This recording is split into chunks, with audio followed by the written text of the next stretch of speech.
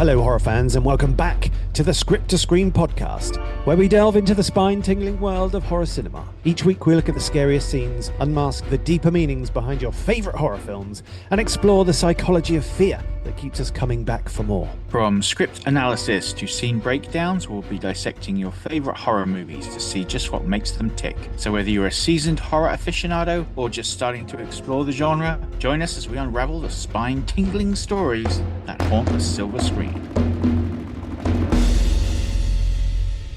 I'm Will.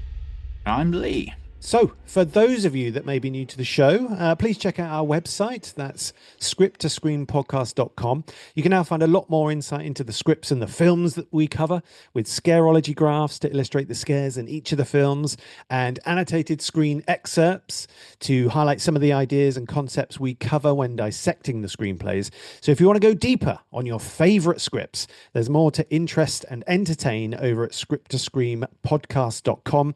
Also, if you like what we're doing here on Script to Scream, please like and share the episodes. Only takes a moment, but it really helps us reach new people. And if you're enjoying the show, leaving a review is amazing for us, so that would be awesome too. But more importantly, how have you been and what have you been watching? Okay, so after our last Invisible Man episode, I was kind of in the mood for more Invisible malarkey. So I checked out Hollow Man. Again, I've seen Hollow Man before, but I checked out Hollow Man and its sequel, Hollow Man 2. Oh, nice. Stuck with the invisibility theme. I love it, Lee. Yeah. I didn't even know there was a sequel to Hollow Man, to be honest. Yeah, me neither, mate. Me neither. I mean, to be honest, I'd kind of forgotten what a ride the original Hollow Man was. I mean, the special effects are so good in that film. Some of the CGI is maybe a little bit ropey nowadays, but on the flip side of the coin, some of it really holds up well. And I'd forgotten what a damn horny film it was. Like everyone is just like so fucking randy in that film, but I guess that's Paul Verhoeven for you, I suppose. He does have a slight penchant for the sexy, doesn't he, Paul Verhoeven? Yeah. How was the sequel, Lee? Oh God, man, it was awful. It Oh, was just no. it was just awful. I'm literally struggling to think of anything good to say about it. Even the gratuitous nudity was kind of subpar. Oh dear, what a shame. Was the FX any good in the sequel Ah, at all? no, no. I mean, the only decent SFX were literally lifted from the original film and spliced into the sequel in a way that made it look like they kind of flash back to when the new guy kind of became invisible, and they just basically just inserted scenes from like the Kevin Bacon turning invisible Really? sequence. I'm guessing because the film had like no budget whatsoever, but yeah, Oh dear. love That's a the shame. original, avoid the sequel. Sounds a little bit like like a Bruce Lee exploitation movie where they chopped Yeah, out Game of scenes of Death Bruce Lee's 3, films yeah. and slapped them into a new one. Oh, well, that Yeah. sounds a bit of a shame. Never mind. I watched a few bits, Lee, this week since we last spoke. So, in a fit of kind of retro, bombastic action desire, I managed to watch The Expendables, which I hadn't seen before, which I thought I haven't was, seen that. Oh, it's big on great. bonkers action set pieces, but it's pretty much kind of light on everything else, I think. But it was entertaining enough, though. I thought. Jet Li was maybe a little underused, being Yeah. a Hong Kong cinema nut, but that's just me. I also went to the cinema and through no choice of my own watched Masters of the Universe, Lee, which Hmm. which I thought was like fun, but it was really quite odd. It seemed to try and kind of straddle the line between entertainment for kids and humor for adults, but it didn't quite work for me. But a Hmm. big shout out to Guy Hendrik Dias for the production design because I thought that was really, really strong. But yeah, man, it wasn't all that good, I thought. I am really excited to see Master of the Universe. It's Really good for you, yeah, dude. I am so excited for that film. It's like I just seen all the trailers and the nostalgia just like it's just hitting all the right buttons for me, man. I'm Yeah. really excited for that one. Well, I mean, that's kind of where Expendables, I like was, but I was, yeah. I I guess I didn't know what to expect going in, and it sort Hmm. of didn't quite didn't quite work for me. But Yeah. don't want to be too harsh on it. It was good fun. Yeah. Good. Good, good, good. Yeah. I remember when Expendables first came out, me and my mates we went to watch Expendables, and then directly afterwards we literally walked out of one cinema and went into the other. We saw Piranha 3D. I So think you like mentioned this before. Yeah, yeah, yeah. yeah, so we went for straight from like all testosterone and like I don't think there was I think I think there's about two female cast members in the Expendables. Mm, So we went straight from that to Piranha 3D, and it was like the best combo ever at work. It was just great, so great. nice. So anyway, Sweet. what is strapped on the table for dissection this week? Good stuff, Lee. Okay, well, this week we are taking a deep dive into the recent box office smash that is Hmm. Obsession. Oh, fantastic! Yeah, this one has been making some serious headlines lately. Yeah, it certainly has. So, I mean, this was filmed on a budget of around $750,000. And this bad boy, Lee, has racked up, as of the time of writing, just over $148 million at the global box office, and has certainly put writer director Curry Barker well and truly on the map. The film initially premiered last September at the Toronto International Film Festival, where it received huge praise and led to a frenzied bidding war for the release rights, which was won by Focus for a rumored $15 million. dollars. Nice. It is a sterling example of the increasingly popular YouTube to Hollywood style of filmmaking. Which sees filmmakers kind of honing their craft or building their fan base via YouTube before leveraging that success toward breaking into Hollywood. I mean, examples include Markiplier's Iron Lung, the Philippou brothers' Talk to Me, and most recently, obviously, Kane Parsons' Backrooms. Yeah, so it used to be sort of writing a novel was the best alternative to getting a film made, but now it seems Yeah. certainly YouTube could be the new back door into Hollywood, right? Definitely. It definitely is. And we're going to be comparing Obsession to an undated copy of the script, written, of course, by Curry Barker, and weighing in at 99 pages. Yeah, nice. Looking forward to this one, Lee. So without further delay, let's strap down and slice open Curry Barker's Obsession.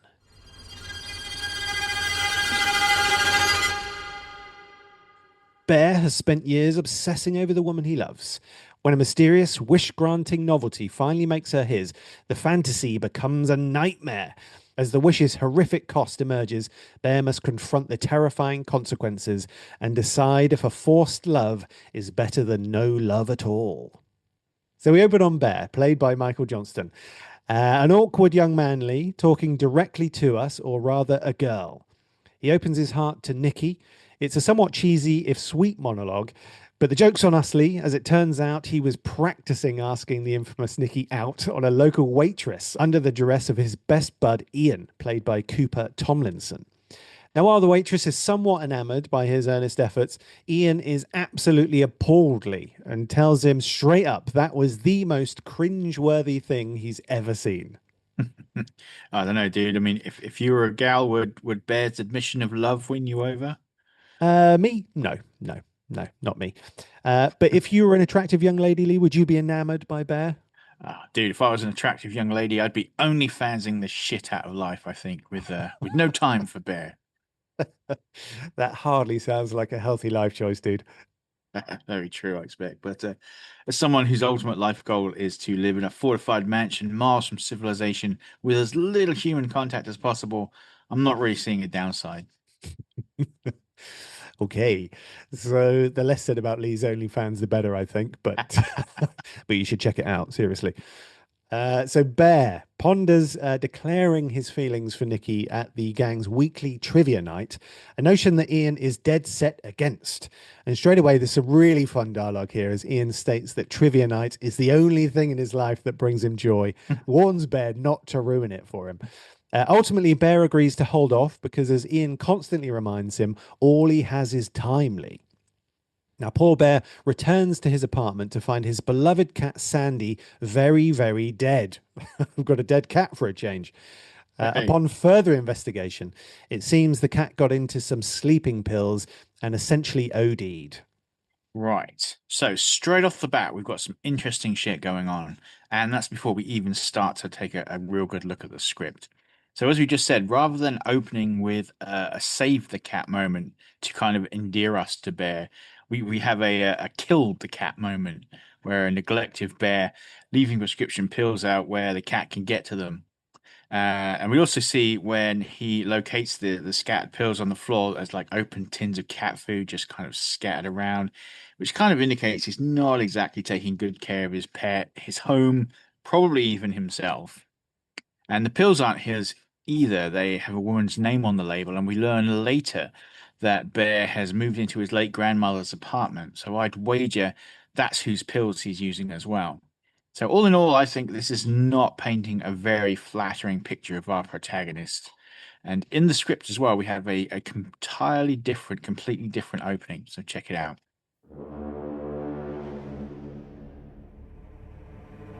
Interior Bear's house, living room, night. Small old house with faded yellow walls, tapestry behind the couch serves as a poor man's wallpaper. Bear, 25, slouches on the couch, a depressed existence.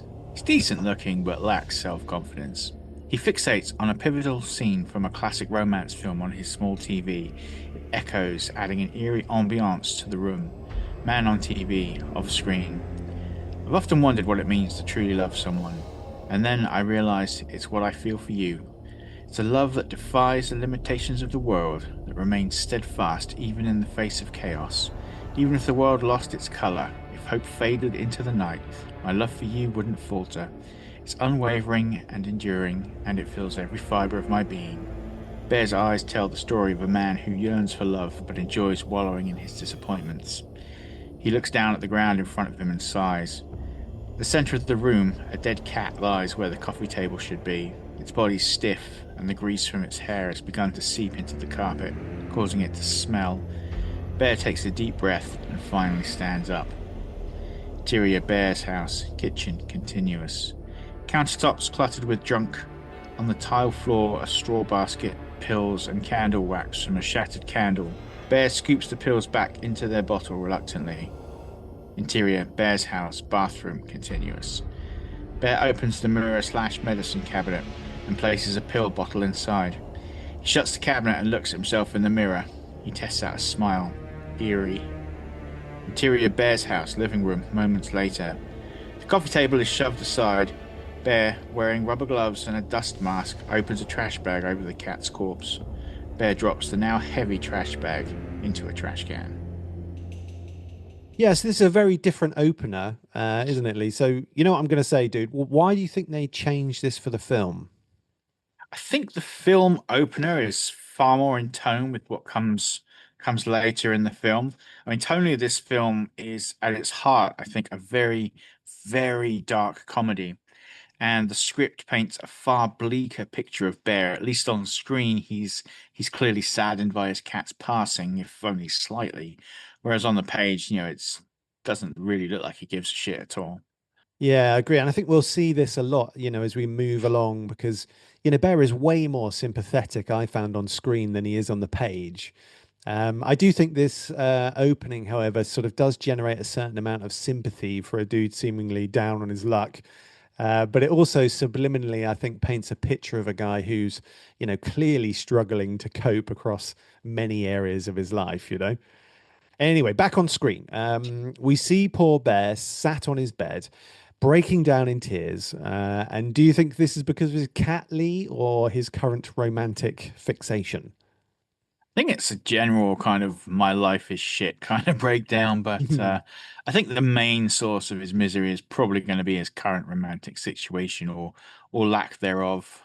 Yeah, I kind of took it as a general depressive response, where the death of Sandy was probably just the broke open the floodgates, so to speak. Hmm. Anyway, later that night, a still clothed Bear is lying in bed, scrolling through Nikki's Instagram longingly when she calls him up. Instantly invigorated, he pops up and answers the call, and Nikki is keen to see Bear at the trivia night and confides in him she's quitting her job at the music store where their friendship group works. Now, Bear isn't overly keen on going, but the news of Nikki's imminent resignation does spur him into action. And now, during the call, he's startled when Nikki accidentally drops her crystal necklace down the drain, and she tells Bear to get his ass in gear because they're running out of time. Oh, but time is all Bear has. I know. Nice little callback and play on words to the opening scene there, wasn't it? Absolutely. Now, in the script, Bear gets a voicemail from Nikki, which cuts out when she's startled and drops her necklace. And he calls her back and then learns about the dropping of the necklace. And also in the script, Bear is never reluctant to join her at trivia night and is instead annoyed to learn that she's headed there early along with Ian. And we also get the scene from a little earlier where Bear is weeping and crying on his bed. And on the page, it's a little clearer what he's actually crying about. Let's check it out. What?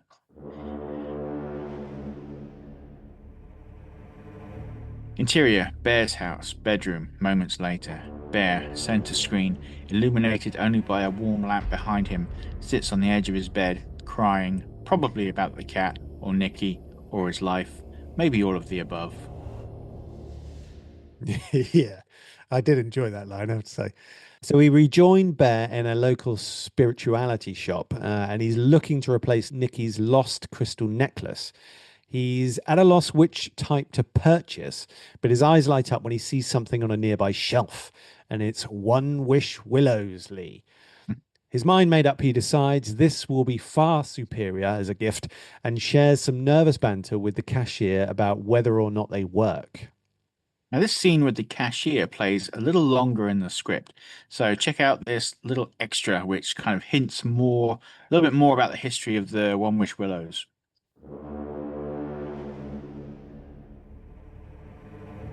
The clerk laughs for the first time while she rings him up. Viola, that's 1076. Bear. And I'm guessing these just came in this morning, mysteriously? Viola. No, we've had them. Bear, egging on. They've been here forever? No idea who supplied them? Bear's having fun jabbing. The hipster is not having it. Viola. They were recalled in the 80s. We've held on to them. Bear, smug. Perfect. Viola. Do you want to buy two? There aren't many left. Bear picks up his bag, walking off. Bear, teasing. And there's the upsell. No, I'm good. Viola. As you wish. Bear. She's on fire. Let me guess. Be careful what you wish. Viola. Playful. That's no fun. Bear turns around to look at the clerk. She smiles very still. Eerie. Bear. Nervous laughter. Alrighty. You need a raise. So why cut this from the film, Lee? Well, if you ask me, I would say probably because it makes Bear seem too confident, maybe. I mean, his playful banter here is kind of at odds with the nervous, shy guy we get in the film. I do like the whole thing about the Willows being recorded in the 80s, though. I thought that was a really cool touch. Yeah, it was. Yeah. No, I'd agree with that, Lee. I mean, he does seem way more sensitive and socially awkward on screen than he does in the script. I did really enjoy the clerk's performance here, though. I thought that was, I thought that was really good. Now, trivia night at the local bar is upon us, and we finally meet the rest of Bear's friends, including Sarah, played by Megan Lawless, and the already infamous Nikki, played sensationally by Indy Navarrete. And to be fair, it's easy to see why Bear is head over heels for her. She's sweet, funny, and gorgeously. The two of them head to the bar where they share some playful banter, and Bear starts to tell her about his gift when Ian rocks up, determined not to let Bear spoil trivia night. So in the script, before we head to trivia night, we get a variation on the opening scene from the film with Bear on the phone to Ian whilst driving to the bar. And their dialogue here is pretty on par with that opening scene, minus obviously the additional waitress. And when we do get to trivia night, which is the next scene in the script, it opens with this really interesting action line. An upbeat retro bar, buzzing with trivia nerds. Bear sits with his best friends, Nikki, Ian, and Sarah. The focus stays tightly on Bear, not yet revealing his friends. Now, this is on page 10 of the script, and for the next 6 pages, we still don't fully see Nikki's face until page 16, where we are properly introduced to her just after she learns about Bear's dead cat, and that goes like so. Nikki, 24, steps into frame, a mix of intelligence, beauty, and effortless charm. She has the cool, girl next door appeal. Nikki, oh, Bear, that's horrible. Nikki crawls into the booth, hugging Bear in a way that lingers beyond friendly. She kisses his cheek enough to confuse any man. And so this is clearly different from the film, where we officially meet Nikki and Sarah almost immediately. Yeah. Any thoughts on why they changed this for the film? A couple. I mean, I think a 6 minute talking head scene where we just focus on Bear and his reactions is interesting. But I think it would be really tough to pull off on screen. You know, it works in theory, but you would have one hell of a job keeping, I think, mainstream audiences' attention through this. Um, I mean, I think Navarrete could probably have pulled it off, you know, a little later in the film, but definitely not here. I think not with Johnston here. Also, the beat where Nikki hugs and kisses Bear in the script, you know, it could kind of insinuate that maybe she's sending mixed signals, which for some viewers might lessen the impact of what is done to her a little later in the film. I mean, it shouldn't, but not everybody is going to interpret the film the way you want them to. You know, sometimes I think you have to dial in on your themes early, if that makes sense. Yeah, totally, man. I mean, I think, the way the film is edited and shot, it still does kind of isolate Bear enough to get the Hmm. point across, without the need for the shot to be held for the full 6 minutes. Yeah. It's still effectively done. So on screen, after Nikki and Ian head back to the table, it's Sarah who Bear tells about his cat's passing. And it's her that gives him the tender hug, which, given how things play out later in the film, makes a lot more sense, I think. We also get a few small but important little tidbits of information dropped through dialogue, such as the group all work in Sarah's father's music store. Sarah's father keeps a gun in the work safe, and Sarah is desperately trying to get into art school, while Nikki hopes to be a novelist. Lee. The night has drawn on, and our posse roll out of trivia night. Ian and Sarah are keen for karaoke, but Nikki is beat and wants to be dropped off at home. Ian isn't having it, but Bear steps up and offers to take her home, much to Sarah's disappointment. Yeah, it's really interesting knowing how everything plays out in the film to kind of watch these earlier character dynamics play out. Yeah, I mean, armed with foresight definitely shines a new light on things, doesn't it? Hmm. So Nikki borrows $20 from Sarah, which she then hands over to a homeless guy sitting outside the bar, while a love-struck Bear watches dreamily. Yeah, I guess that will be her save the cat moment. Yeah, yeah, yeah. So Bear and Nikki then set off on the drive to Nikki's house. They share some playful banter and some interesting thoughts on the difference between love and romance. Yeah, there's a lot more dialogue in the script, including this little gem here, which I thought was great. Nikki, why does Ian force everyone to drink so much? Beat. Bear thinks about it. Bear, maybe he thinks if he can force people to do things, they'll discover it's what they've always wanted. Now, if that's not a theme stated moment, I don't know what is.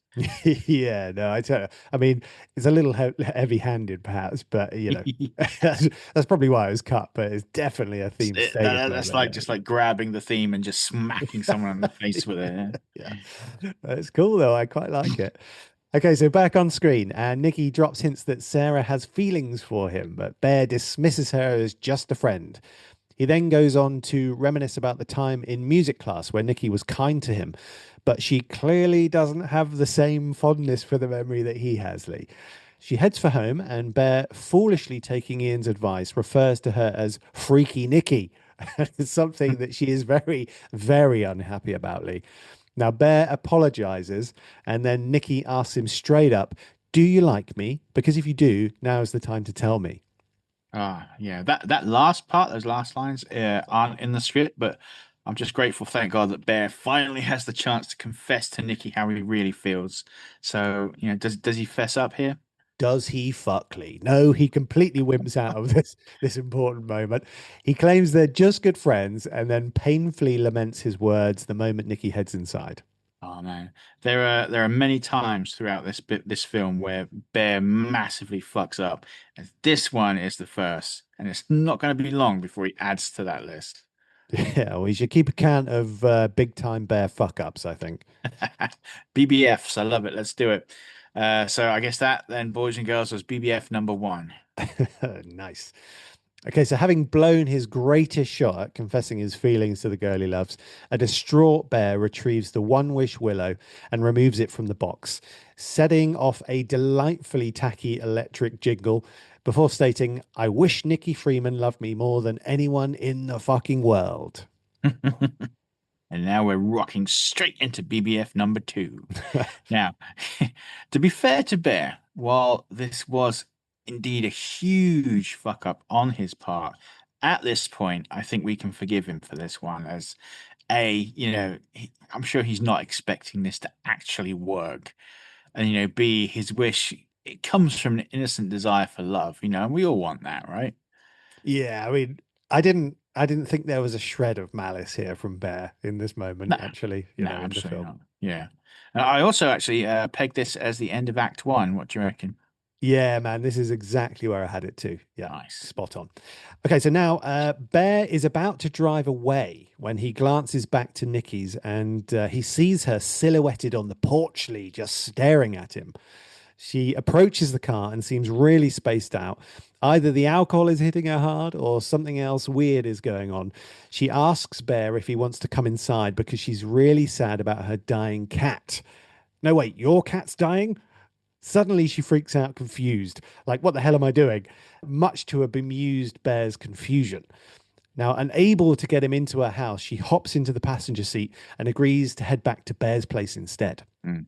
I just need to point out if you haven't watched the film yet, obviously, full spoilers as always, but Indy Navarrete's performance is so, so good in this film. I mean, this is a career-making film for her, no doubt. And at the very least, horror will have found a new screen queen with her. I mean, the way she slips between normal and freaky Nikki is just sublime. It's an absolute joy to watch. And I've watched this film a few times now, and she is just captivating every time. She's so good.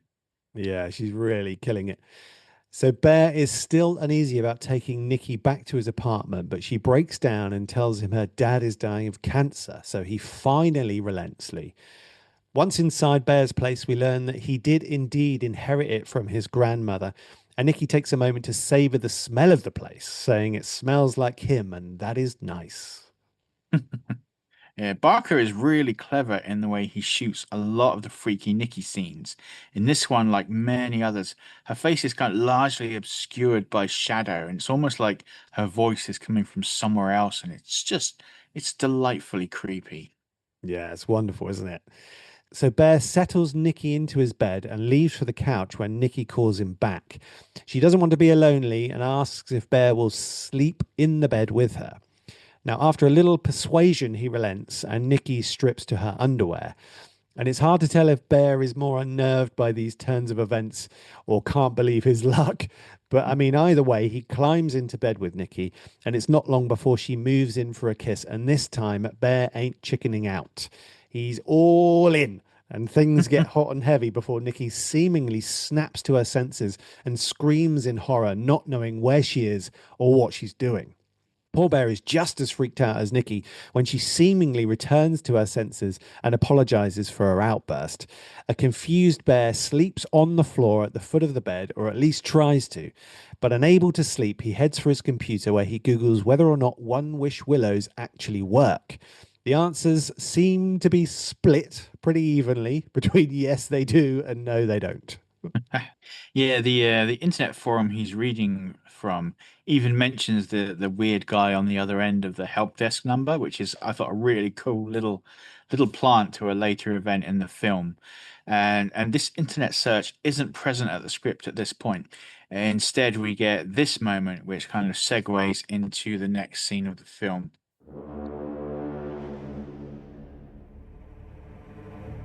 Interior Bear's house, bedroom later. Bear lies on the floor with blankets and a pillow, eyes wide open. He gets up and exits frame. Bathroom. He flips on the light and washes his face, leaving the bathroom. Bedroom. He sees Nikki's dark shadow sitting up in bed, staring at him. Nikki, eerie. What were you doing? Scared half to death. A beat. Bear. I was just going to the bathroom. Nikki. Oh, thank God. Prolonged eerie silence. They lock eyes, then Bear lies back on his pallet as the silent tension mounts. Nikki, off screen. Can you lay with me? Bear is deeply disturbed. Bear, I don't know, Nikki. A long beat. Nikki, please. Bear joins her in bed. She quickly wraps an arm around him. Frozen. Bear is uneasy. Yeah, pretty weirdly. Pretty weird. So Bear wakes the following morning to find Nikki has a surprise for him. She's dug his dead cat up out of the bin and made a shrine or memorial to it, complete with buzzing flies. And Bear is understandably not too pleased with this. Yeah, and this is pretty close to what's written. Yeah. So the next morning, Bear and Nikki head into work. And we get another small scene here that didn't make it to the film.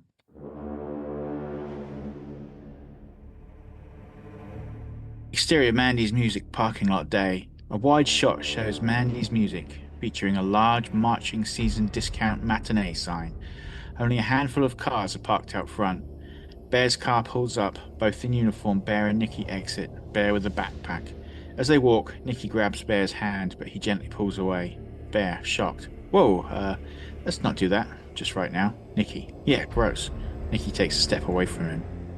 So inside the music store, Bear fills Ian in on the night's events, all while Nikki stares longingly at Bear from across the store. The two lads come to the conclusion that Nikki was probably on Molly again, and Ian goes to check on her. So at this point in the script, Bear uses the store computer to research the One Wish Willows and has pretty much the same results as he did earlier in the film. After work, Bear is worried that Nikki will want to come home with him again, but she's already arranged for Ian to take her home. So in the script, Nikki is expecting to ride with Bear and is visibly pissed off when he says he can't take her. Yeah, interesting little change there. Any thoughts on that, Lee? It could be it's kind of playing up to the Molly theory, maybe. Maybe Nikki was just having a bad trip and Bear's worrying about nothing, but I don't really buy that. I mean, the audience isn't going to buy it. I mean, we know what the movie's about. We know that the wish is real. It's in the blurb, it's on the poster, it's going to be on the back of the DVD box. So all I can think of is that it would stop Ian from becoming too suspicious about things too soon, maybe. What did you make of it? What do you think? Yeah, not sure really. I mean, Nikki wanting to go, home with Bear would definitely play up the obsession kind of angle. But the other thing I thought is we do kind of need a moment of reflection from Bear at this point. So, Hmm. I suspect it just gives Bear and us a chance to sit with what's happened up to now and sort of Yeah. reflect on it, after that sort of first act sort of finish, if you know what I mean. Anyway, later that night, Bear is at home and talking with Ian on the phone. His friend reassures him that everything is okay with Nikki.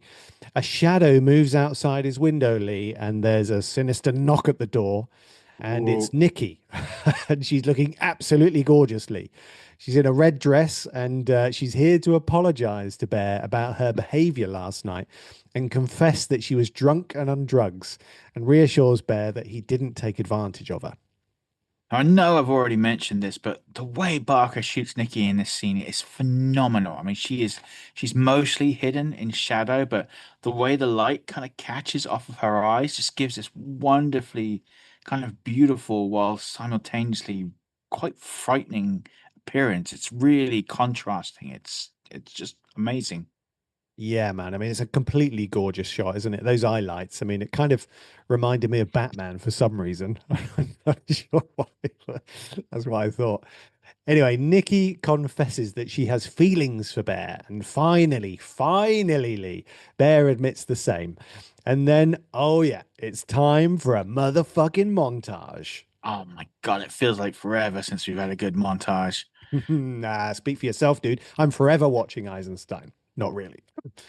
Anyway, we get some lovely romantic music to accompany said montage, and we are treated to a series of lovely vignettes of Bear and Nikki's budding romance. Oh. I know it's beautiful, isn't it? We end up with the two of them enjoying a meal at a quaint little restaurant. It's all sweet, lovey-dovey banter until Ian calls and tells Bear that Nikki's father isn't dying and that she'd recently told Sarah that she thinks of Bear as a brother. Oh dear. It's like she suddenly snapped into a different person. Lee. Those words aren't lost on Bear as he recalls the night he broke the willow and heads back to the table. Nikki gifts him a tiger's eye gemstone that used to belong to her mother. And when he asks why, she answers that she loves him so, so, so, so much. And she doesn't know what she'd do without him. Alarm bells are ringing for me, Lee, I think, at this point. He asks her more than anyone in the world the exact words of his wish. She answers yesly.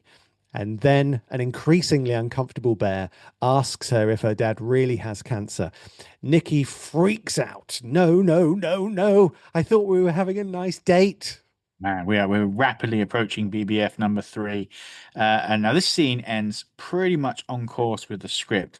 So have a listen to how it plays out on the page.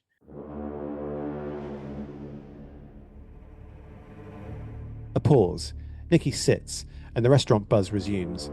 Playfully, she grabs Bear's leg under the table, her eerie smile returning.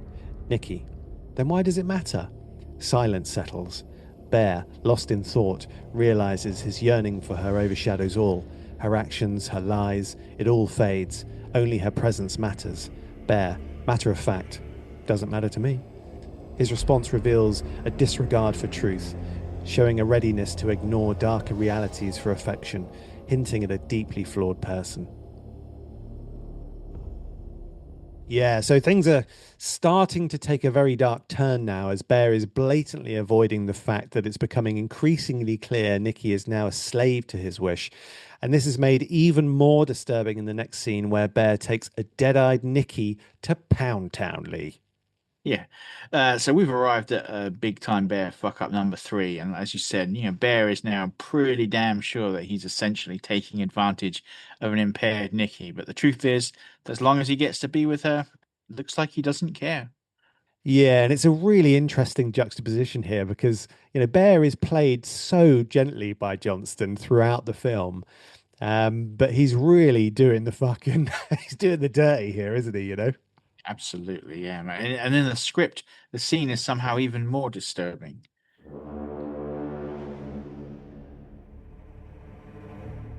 Interior, Bear's house, bedroom, night. Nikki slams Bear against the wall, kissing fiercely. They move to the bed where Bear playfully pushes her down. Clothes shed, Bear kisses her neck. Mid-moan, Nikki locks eyes with Bear, her expression shifting to sheer panic.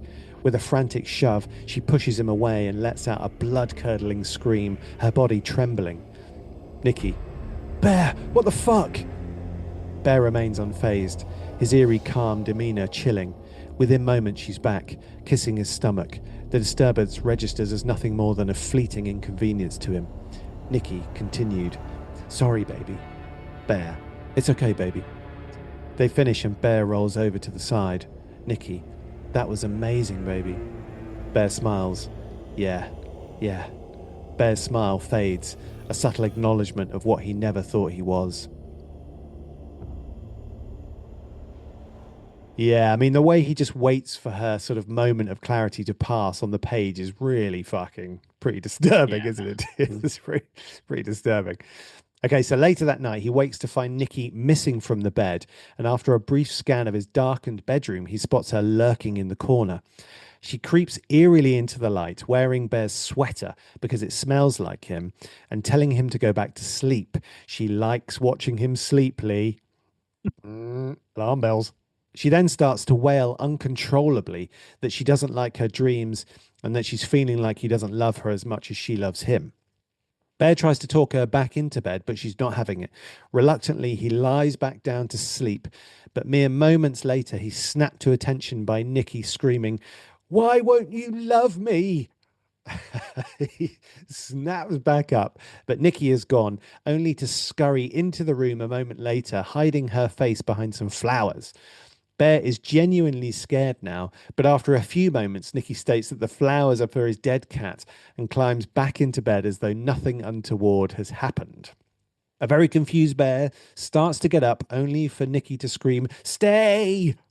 Needless to say, he does this, and this whole scene kicks off at the 45-minute mark. Yeah, in the script, this scene is a lot shorter. Nikki never leaves the room. There's no talk of being scared in her dreams or fearing Bear doesn't love her. She does try to carve something into his arm with a sharp crystal, though. And in the film as well, with Nikki's face, they've kind of done her makeup in a way that makes her just look odd. Mm. It's kind of almost like aging her a little bit, like sharp contouring. And if you Google like this scene, you can see some like behind the scenes kind of makeup art that they did with Navarrete, and it's really creepy. It's really very much Nice. a case of Uncanny Valley, and also her scream of "scary" is written in the script as an elongated word. Oh, script sin. It's been a while since we had one of those. Okay, so tell us what we have here, Lee. So this one consists of ST, 8 A's, and 5 Y's. Brilliant. So the following morning, Bear wakes to find Nicky has given him a little haircut while he's been sleeping, and he does his best to make it clear that that is not okay and asks her about her behavior last night. She apologizes, says she had a bad dream that freaked her out, and presents Bear with a homemade packed lunch and her biggest possible smile, all of which serves to unnerve Bear even more. Seeing that he's faltering, she moves in for a kiss, which immediately brings him back around, and he goes to leave for work, only to find Nikki has duct taped the entire door shut, Lee. I mean, it's played so well in the film as well because neither of them acknowledge that the door is just awash with duct tape. They just go about the business, and Bear's just trying to get the door open. It's a great scene, and you know what they say: if you can't fix it with duct tape, you're not using enough duct tape. And it looked like Nikki's gone through a couple of dozen rolls minimum, I think here. But yeah, I mean, as I said, I love the way that they both refuse to acknowledge the duct tape door. And so Bear's just nonchalantly trying to just rip the door open. Yeah, that's really funny, isn't it? He finally manages to free the door and heads off to work, while a smiling Nikki literally freezes in place with a horrendous smile, unmoving even when she pees herself. I mean, this kind of horrific double whammy hits us at the 52-minute point. Now, in the script, we get a line from Nikki that better explains this strange action. Nikki, I'll try. I'll be right here when you get home. Bear, uncomfortable. Okay. And that again, like you said, that look on Nikki's face, it's such a sweet smile, but like the unfaltering way that Navarrete kind of just holds that pose just makes it really unnerving. Yeah, it's really rather chilling, isn't it? And we get this interesting kind of repeated jib down camera move as well to reveal poor Nikki sort of peeing herself. And this is used a few times in the film to great effect, I think, but it's really kind of unsettling stuff, isn't it? So later, while working his shift at the music store, Bear and Sarah catch up, and Bear learns that Ian is having a party he wasn't invited to, and Sarah is worried about Bear's relationship with Nikki, more so because of its sudden intensity. They're interrupted by her dad, who hand delivers her latest application to art school, and it's not good, Lee. She didn't get in again. Oh no. The two share a sweet moment where Bear consoles her and Sarah swipes his packed lunch, playfully teasing about Nikki's note about Bear being her little food critic and asking on the verdict of the cat. Bear is a little confused until he examines his half eaten sandwich and realizes Nikki has fed him chunks of his dead cat. And this is at the Ugh. 57-minute mark. And understandably, Bear proceeds to barf his guts up into a bin. What the fuck, dude? I mean, why would someone who claims to love him feed him his own dead cat? I have a theory that at some point Bear must have mentioned to Nikki how much he loves to eat. No, Lee. No, we're not going there. We're not going there. Yeah, well, there's no mention of Bear eating dead cat in the script. Everything else about the scene is still there, though. Yeah, Sarah and the college rejection. Now, after work, Bear is caught at his car by Ian, who asks for a lift home, and cue one awkward ride share, Lee. It's Ian's turn to share his misgivings about the relationship, and he admits it looks like Nikki is going through some shit and Bear is taking advantage of her. Something Bear strenuously denies, saying Nikki is all over him. He's not doing anything wrong. Ian then invites Bear to tonight's party, but only Bear. He makes it clear that if their relationship is healthy and codependent, then Nikki should have no problem with this at all. Bear agrees, but you can already see the dread in his eyes about the conversation this will entail with Nikki. Yeah, I mean, this is pretty much word for word in the script as it's on the film, and we even get some dual formatted dialogue, which I know you just love to see. I do, Lee. Yeah, it's used a few times in the script, which I really enjoyed. So once he's parked up outside, Bear rehearses his confrontation with Nikki, where he tells her cooking his dead cat is not okay and that he's going out for a boys' night tonight. Now, just as he leaves the car, he hears the dying chime of the One Wish Willow box. And upon inspecting it, he notices the helpline number and gives it a call. The guy on the other end of the phone is easily the most nonchalant, doesn't give a fuck guy ever. And at first, Bear assumes it's a wrong number before confirming that, yes, this is indeed One Wish Willows. Bear asks if it's possible to alter a wish. Alas, Lee, it's not. And Bear asks if it's real, not the wish. He knows that already, but he asks if the love is real. Yeah, and this gives us one of the best lines in the movie. And like this whole call scene, none of this is in the script at all, but this is that line. Just because you chose this for her doesn't make it less real.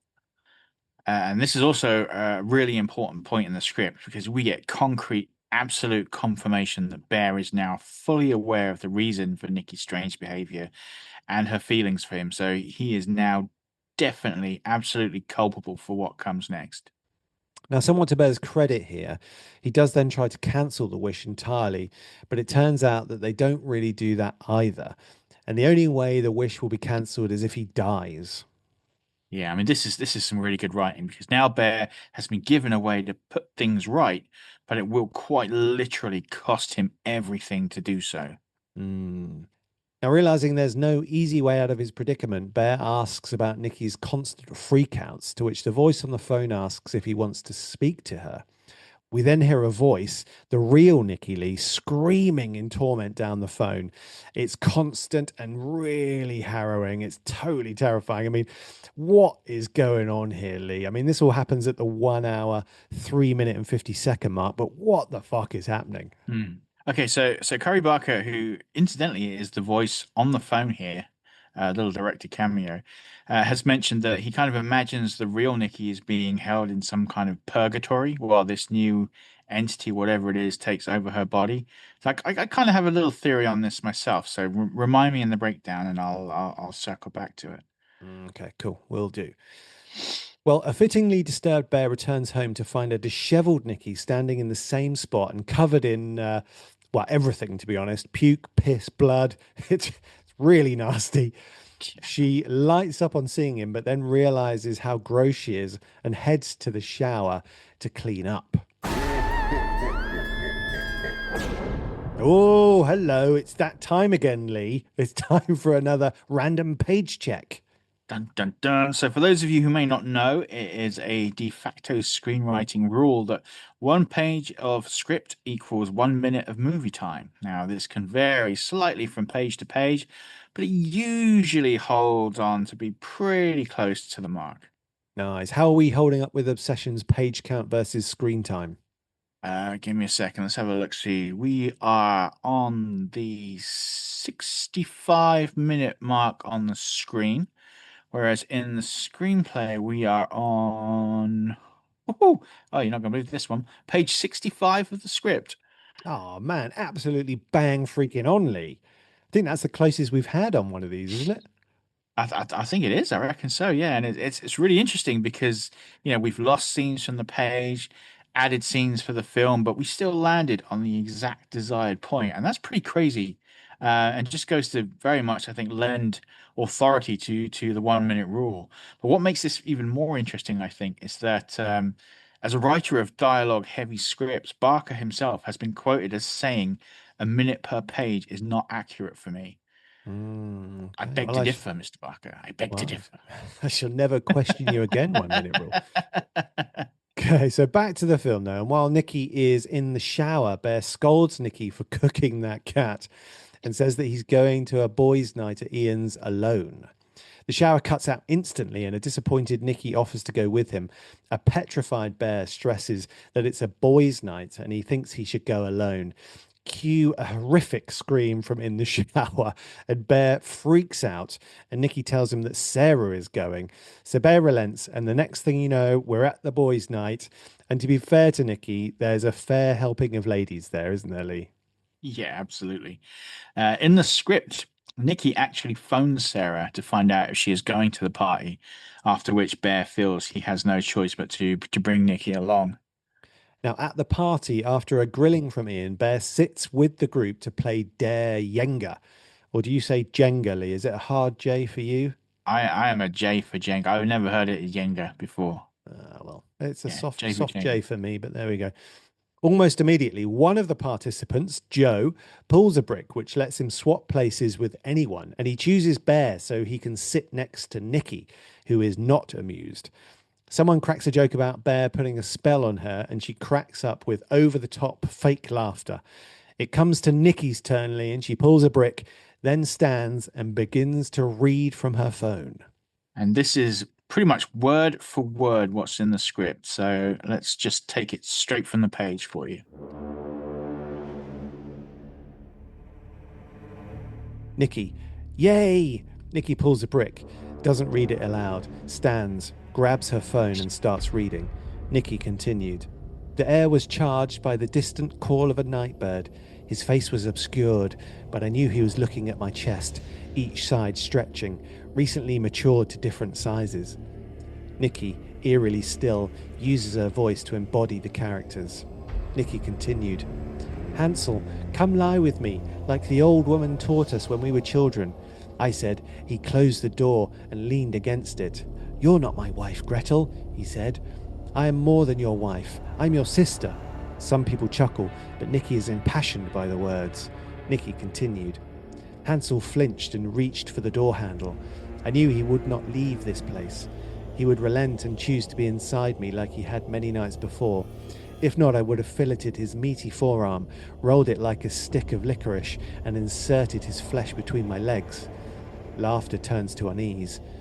Nikki sets her phone down, reciting the remainder from memory. Nikki continued. Hansel is my soul, my cud. Brother, will you be inside me tonight? I went to him at the wall and reached for his sharp shoulders. His eyes were on the door, but his hands grabbed my hips. She sits. And I mean, what the actual living Mm. fuck was was that shit, dude? An incestuous tale of Hansel and Gretel was definitely not on my bucket list. And this scene really, I mean, it kicks off at the 1 hour 50 second mark, doesn't it? Yeah, I mean, apparently Curry Barker asked his father Jeff, who is a seasoned playwright, to compose this monologue, and yeah, he definitely hit it out the park because this shit is weird and disturbing on so many levels. And not to beat a dead horse again, but Navarrete just absolutely kills it here. She really does. I mean, it's quite a disturbing, quite a disturbing moment. I did enjoy the reactions from the Jenga crowd here, and I think this scene, while Yeah. disturbing, does have a darkly comic tone running through it, you know? Needless to say, the room is somewhat taken aback by the content and passion of Nicky's poetry. After a moment, the turns shift, and now it's Bear's turn, and he takes a brick and finds that he has to kiss the person to his left, that being Sarah. And you can literally feel the tension in the room here as Nikki surges up from her seat. And when we see her face, it's like looking directly at a sad emoji face. Yeah. I don't know if she managed to pull that face off on her own or if it was tweaked by some FX or CGI, but I mean, the cinema just literally the first time I watched this, just literally everybody just cracked up at this point, and there's so Yeah. much tension as soon as that dare is read out. I mean, and I think the film is trying to tell us something quite clever here. I mean, with Bear being told to kiss the person to his left. And what I found really interesting, and if you rewatch the film with this in mind, you'll notice it, is that Sarah is constantly framed on Bear's left-hand side, whereas Nikki, more often than not, is placed on his right, which is maybe perhaps a subtle indication that, Sarah is in fact the girl that Bear should be kissing, pursuing from the start. Yeah, that's interesting. Um, but I also found the Hansel and Gretel monologue interesting as it kind of hints at Bear and Nikki's almost brother and sister relationship before the wish, and then how that has been twisted into something really kind of sick and dark and sexual. Mm. It's and I found that quite interesting as well. Yeah, that's really good. It's subtle, isn't it? But it's definitely Mm. there, right? So a clearly upset Nikki stomps round the room behind Sarah and drags her backwards, chair and all, before taking her place at Bear's side and ludicrously puckering up to receive Bear's reluctant kiss. And again, this is all running in line with the script, which then gives us this little peach of a moment.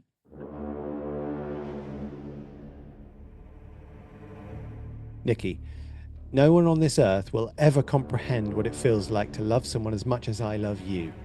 Nikki rises, words catching in her throat.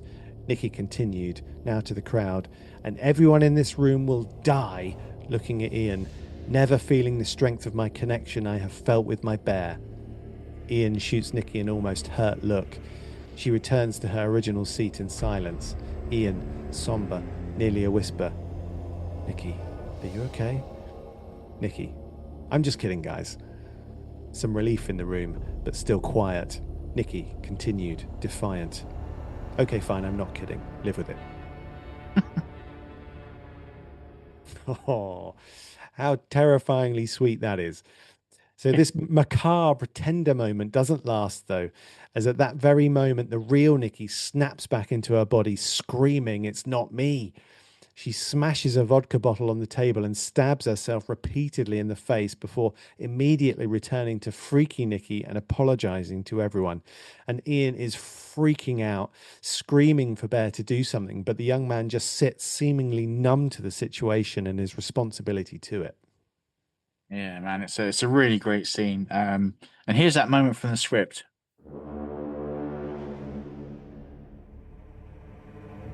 Nikki locks eyes with Bear, guilt washing over her. Suddenly, she jolts back into her body, the true Nikki emerging. She moves abruptly, frantically searching for anything that could hurt her. A vodka bottle. She smashes it on the table. Everyone jerks back in fear. Nikki begging, "It's not me, please."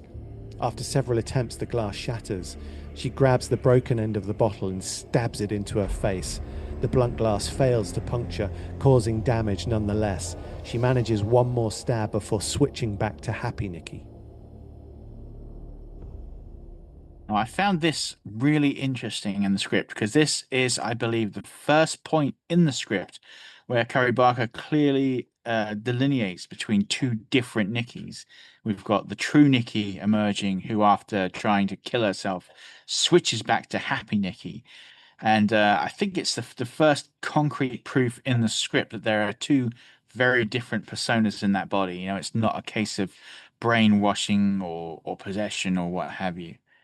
Yeah, I mean, I agree. I think this really sort of serves the film too, because it both raises the horror of the situation and also gives us a really sick to the stomach feeling about Bear, you know. Mm. Now, Bear drives a bloodied Nikki to the hospital, and we see him try desperately to get Nikki to go inside, but it ain't happening, Lee. Yeah. And here's that scene from the script. Exterior hospital, moments later. From afar, we see Bear and a nurse try to get a reluctant Nikki out of his car. Nikki pushes Bear off of her, refusing to go. Bear pulls the nurse off to one side. While they talk, Nikki gets out of the car and begins to do a little dance. The nurse ultimately refuses to take Nikki because of the principle of informed consent. Now, I thought this was interesting as well because here the script brings up the notion of consent, something that is very much a questionable theme of the film. And again, you know, here it is in writing, theme stated kind of thing. Yeah, I think throughout the script, I mean, Barker's pretty liberal with spelling out his themes. And on reading the script, some might say it's a little heavy-handed, but a lot of the time the lines are delivered by secondary characters in the film, and it does seem to wash over you without drawing too much attention to itself in the actual Yeah. film, I think. So back at Bears, he confronts Nikki over her behavior, asking her if she even likes him. Well, of course she does. She loves him more than anything, Lee.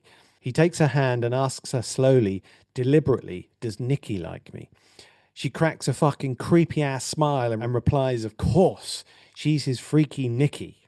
Oh man, and we know how much the real Nikki hates that nickname. Yeah. Bear suggests spending some time apart, and Nikki breaks down in tears. A distraught Bear voices that this isn't real, none of it's real, but Nikki insists that it is. She's always loved him and that she'd love him in every reality. He wants her to be normal, just to be Nikki, and she promises to be anything he wants. She then hops up and walks backward into the hallway where, clad in shadow, she tells him not to be afraid, and all this kicks off at around the 1 hour, 18-minute mark. It's hard to describe this creepy whole walk backwards moment. It's really brief, but it's kind of like she's being forcibly rewound. And it's creepy as fuck. It's so out of nowhere. It's great, isn't it? So Bear wants her to spend the night alone, but she tells him in a creepy ass monologue how cold and crushing it feels without him. Yeah. In the script, this scene again plays out quite differently. Check it out.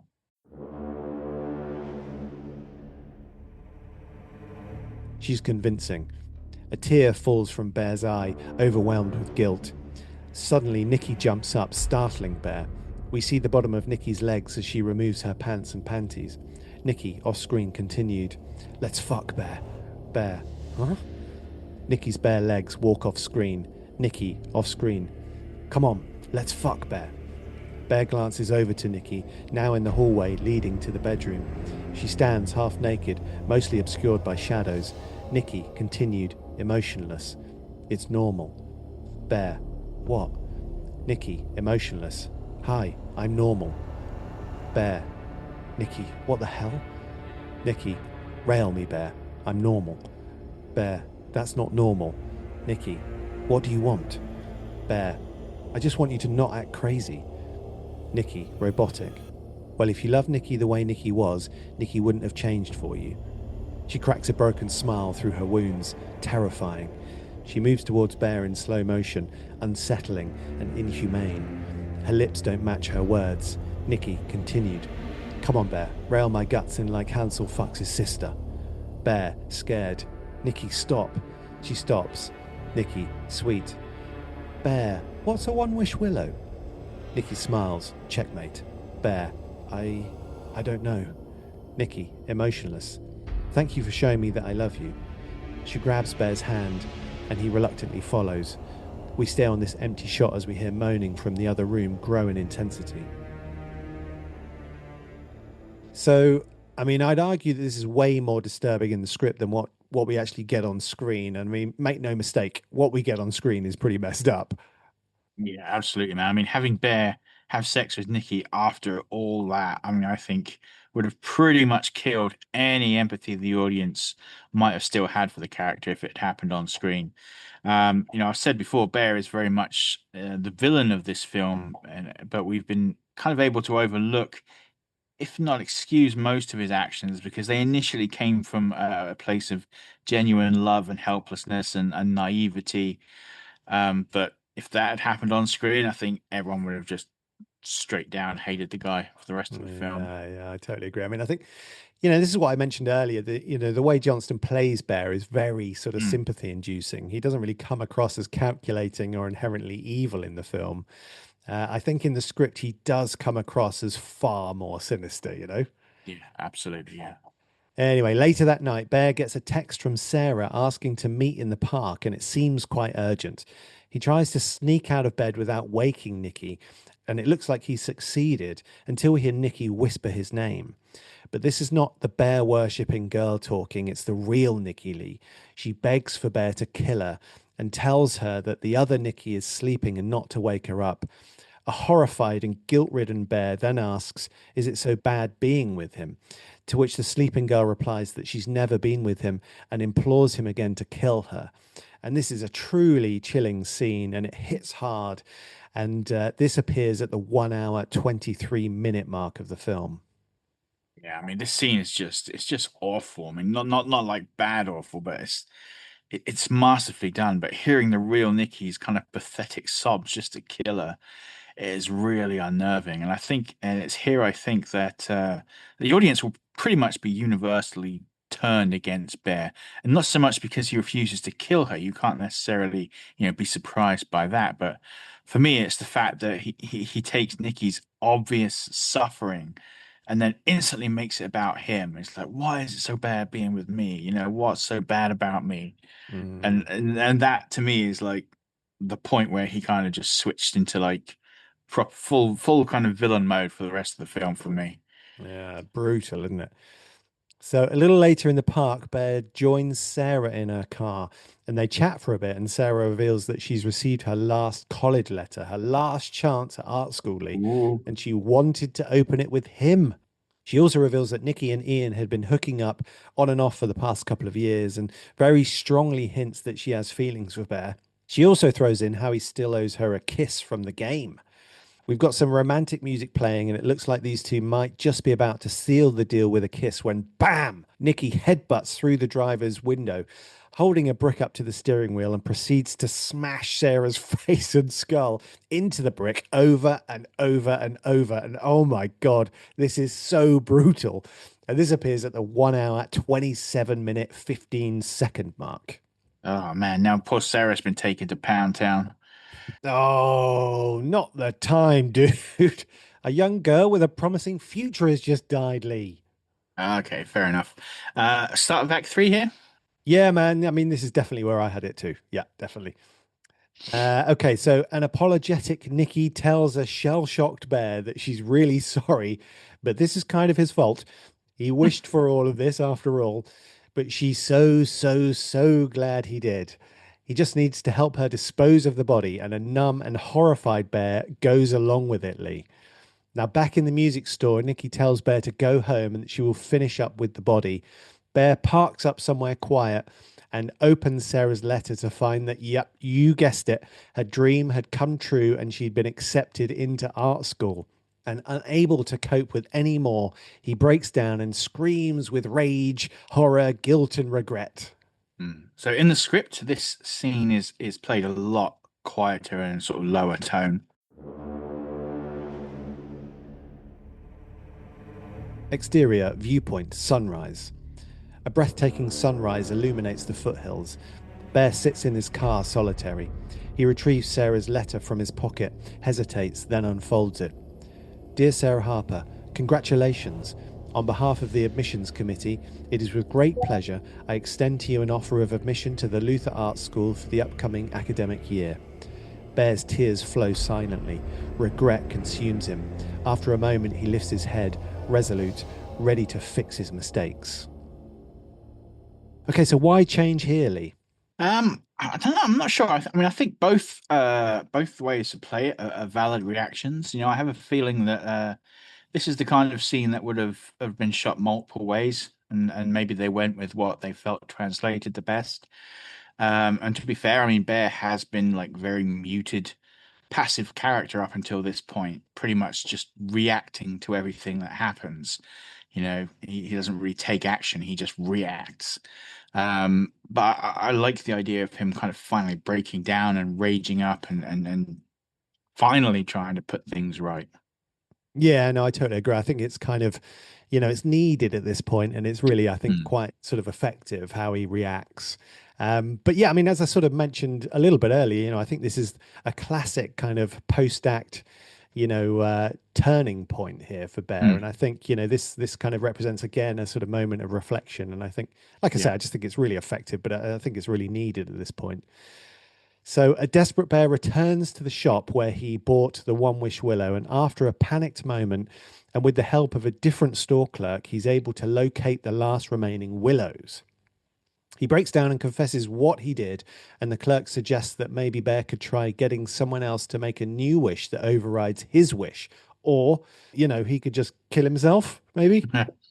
So this again plays out a little differently in the script with it's more the end of the scene. It has the biggest notable change.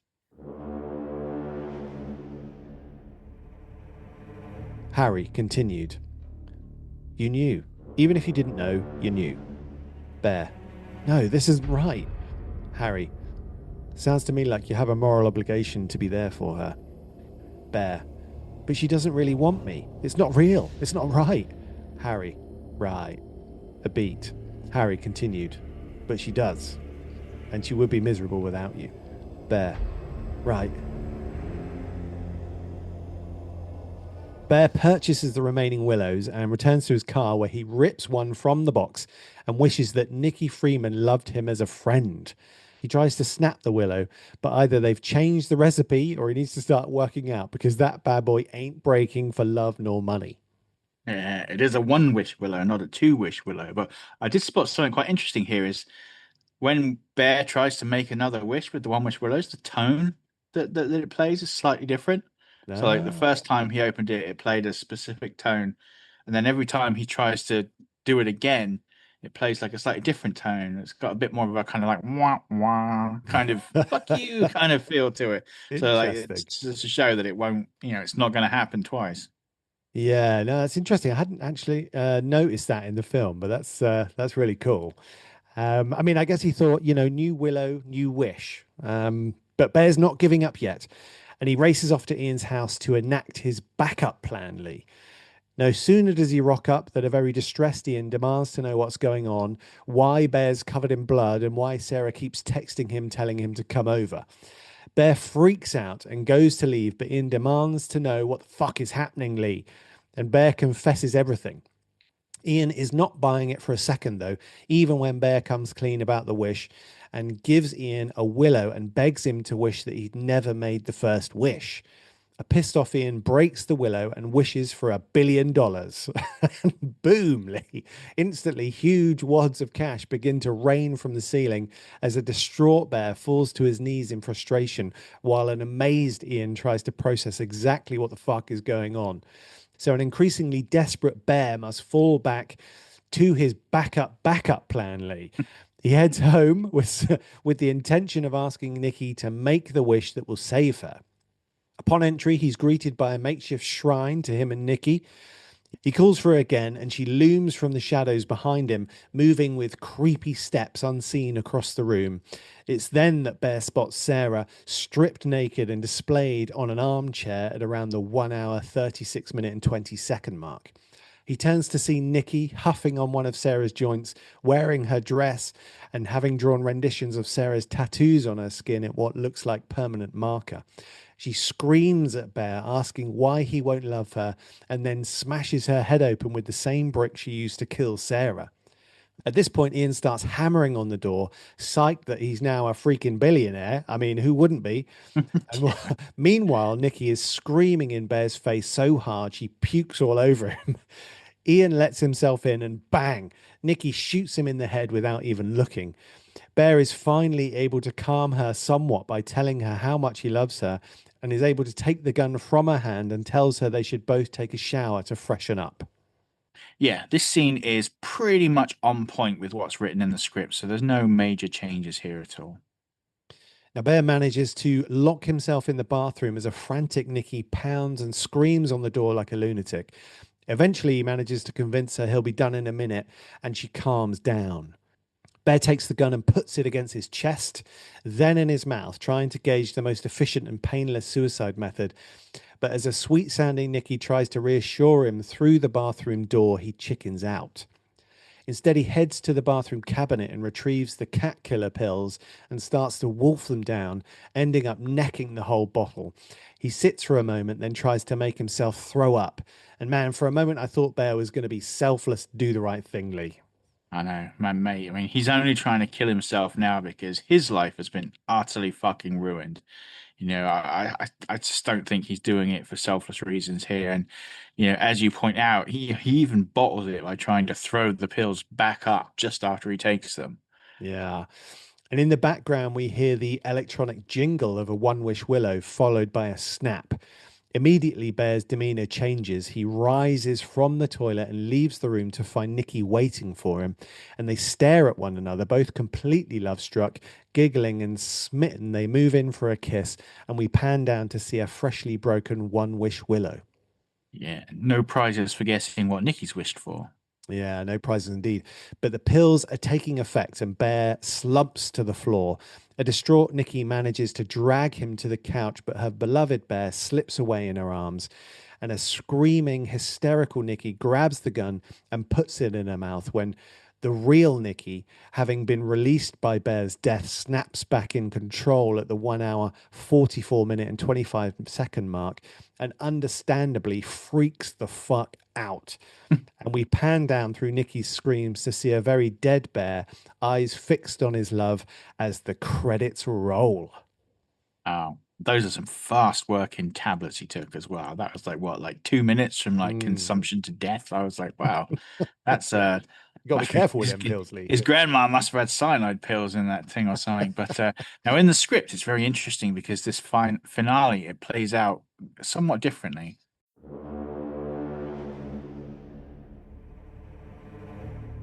Interior Bear's house living room continuous.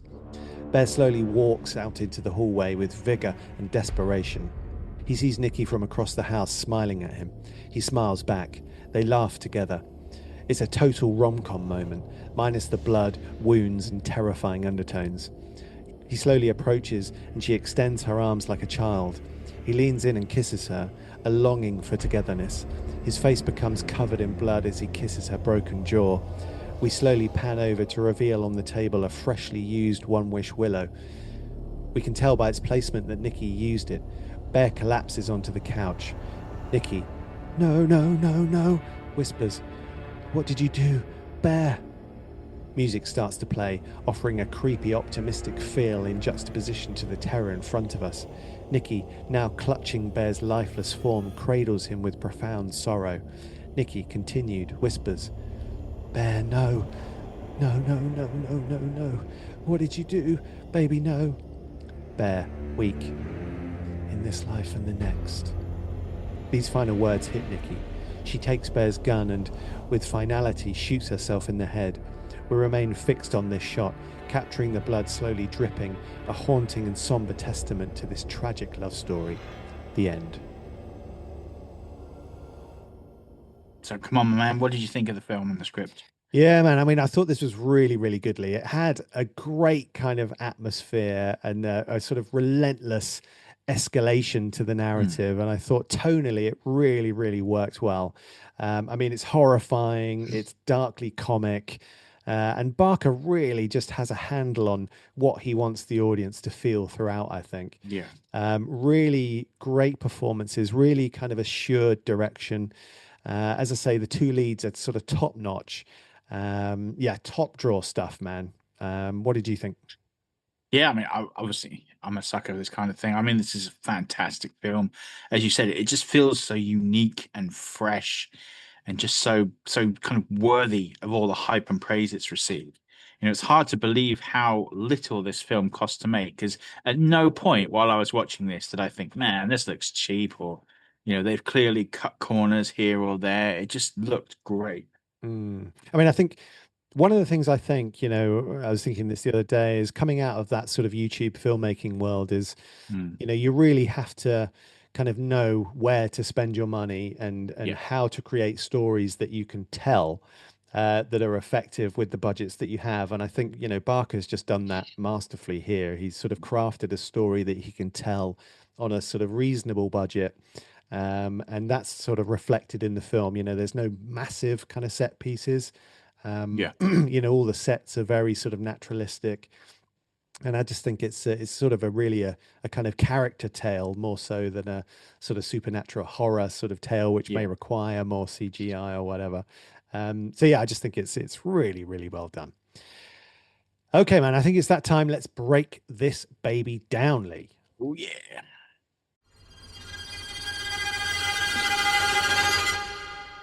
Okay, so let's begin the breakdown by looking at the biggest differences, if indeed there were any, between the screenplay and the film. Okay, so yeah, absolutely. There were a few differences. I mean, the ending being a prime example. A lot of scenes were trimmed down, and the film goes into a little more detail about the One Wish Willows than the script does. I think the script, as well as we mentioned earlier, paints Bear in a fairly harsher light sometimes, and I think he was softened a little for the film, maybe to keep the audience's empathy up until the last moment. I mean, this is written as and was shot very much as a talking heads movie. I mean, probably a good 80% of the film, at least, is just a static shot of someone talking. But interestingly, a lot of the time, Barker keeps the camera on Bear throughout these scenes. So whether he's the one speaking or not, and that centers the film very much on him. And it would be so easy for that to become dull or uninteresting. But as I said, I've seen this film a few times now, and not once have I found it to drag, even though, look, a good 40 to 50% of the film is probably just watching Bear's face react to things. Mm. You know what I mean? Yeah. I mean, you can tell, I mean, that's sort of the hallmark of a sort of compelling kind of performance, really. Yeah. But it goes back to what I said, sort of Barker is able to kind of marshal what he has and make something that's still effective. Yeah. He's relying on kind of character and performance rather than sort of big set pieces. And I think that's a testament to his kind of skill, and sort of keeping the tension and keeping everything in place during those sort of scenes. But I have to ask this, dude. I mean, what would you wish for if you had a working one wish willow? Oh, that is a very, very interesting question. So I have looked on onewishwillow.com at the Of frequently course you asked have. questions, and any wish has the following restrictions, which I have taken a note of. One Wish Willow cannot grant wishes involving time manipulation, resurrection, immortality, or creating more One Wish Willows. And also, as we know, it's one wish per person, and the wish will vanish when the original wisher passes away.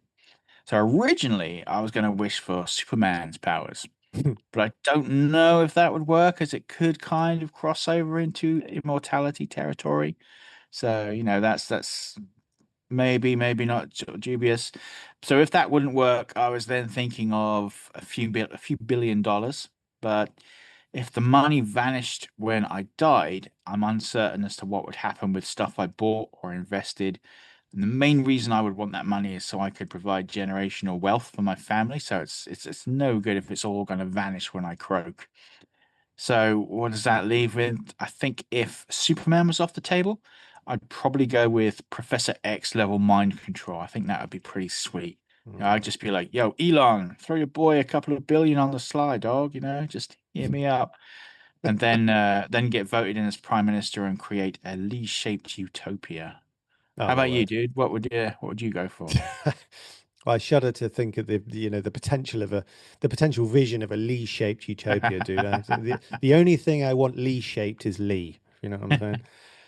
Um, yeah, man, I don't know. I mean, just to be a spoiler, I'm not a huge fan of kind of new age tat, so I'm not sure that I would buy a one wish willow in the first place. But if I were to make a one wish willow wish, I think I'd wish for maybe like, oh, I don't know, generative AI to go away, fucking hate generative AI. But then it would come back, so Yeah. I'm not sure. Okay, so let's look at our characters. Are there any introductions that stood out to you as particularly effective or memorable? Hmm. I'm pretty sure I mentioned Nikki's earlier in the pod, so I'm going to go with Sarah's, which goes like this.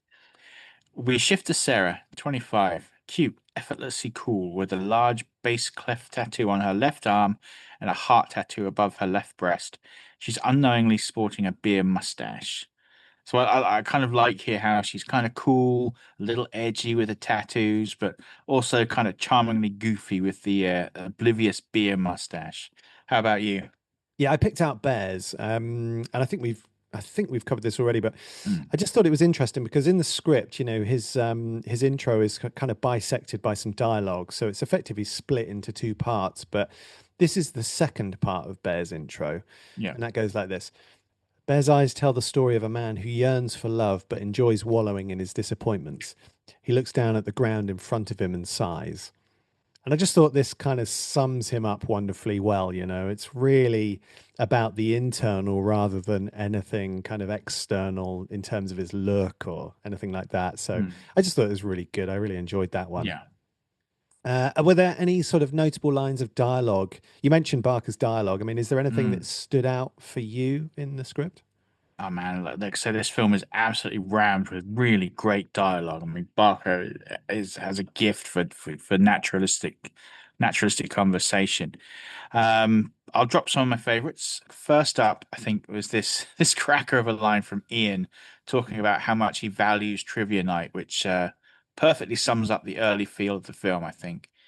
Ian, I wake up every Wednesday rock hard thinking about trivia night.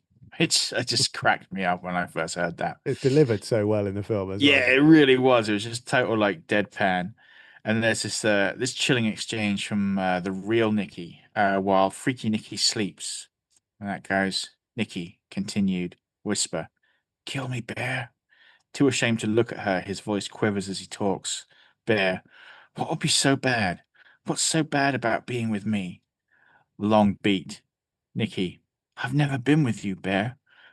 And I think that last line is great because it just reinforces the truth that this whole time with Nikki has been a lie.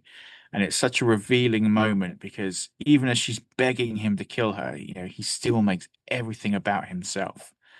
But I think my favorite line comes from the film and not the script. And I've mentioned this already, but I'll touch on it again. And that line is just because you chose this for her doesn't make it less real. How about Mm. you? What's your favorite? Yeah, man. I mean, I mean, just to echo what you said, the film is kind of chock full of cracking dialogue, and yeah, it's delivered really, really well by the cast, really sort of naturalistically, and it's done really well. There's a lot of humor in the film as well. Hmm. I'm thinking of the sort of banter centered around Ian's character mostly, but Yeah. both Sarah and Nikki have some great lines too, some real zingers.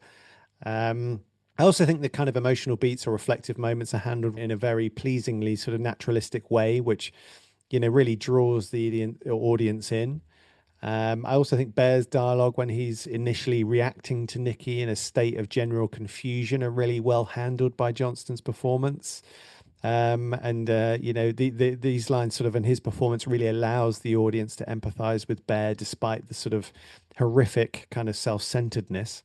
Yeah, it's quite an effective trick, I think, that Barker and Johnston sort of pull off here. I think specifically with regards to favorite lines, the ones you've already mentioned are really high on the list, especially Nikki's lines where, trapped Nikki is talking to Bear as Freaky Nikki kind of sleeps. I thought that Yeah. was really strong scene. But I think the other line that kind of stood out for me is Nikki's dialogue at the boys' night party. And she's gone through her sort of monologue, and Oh, that's it's great. really Yeah. the sort of the coda to that sort of speech about loving Bear, where she Hmm. says, "Okay, fine, I'm not kidding. Live with it." Yeah. I just thought these lines were so well delivered, and it was such a perfect moment for them. And Navarrete, is just great. And then, then you get this kind of awkward silence, and Ian follows up with, "Hmm, who wants Jello shots?" Just to break the tension. I just thought that moment and that Yeah. that dialogue and the performances from, those two, I just thought was absolutely fantastic. And I really enjoyed the dialogue performances from both the New Age shop clerks. I thought that was really Hmm. strong. They both seemed sort of vacantly serene, but they're not afraid to challenge Bear when they feel he oversteps the mark, which I thought Yeah. was really fun and interesting performances from those two. Because it does feel odd how they react to him and the general situation. So yeah, man, yeah, it's a cracking dialogue in there, and the performances just really sell them. So Yeah. okay, so before we break down the scarology, do you have a scariest moment, Lee? Oh, I think for me, I think it's that scene where Nikki is watching Bear sleep. She's just kind of Mm. lurking in the corner, and then she kind of hides her face behind the flowers. And like I said, that she's got that weird kind of uncanny valley kind of makeup on. And there's just something about that moment that I found really chilling. Yeah, that was really great. I mean, I thought the trap Nikki moment, speaking, while Freaky Nikki sleeps, was Mm, probably the most chilling yeah. moment for me. I mean, it's just such a tragic moment and so sort of truly horrific. Especially her pleas for Bear to kill her. There was something truly kind of terrifying about that. And actually, I felt this. I was thinking about this. I felt the same way when Dallas pleads to be killed by Ripley.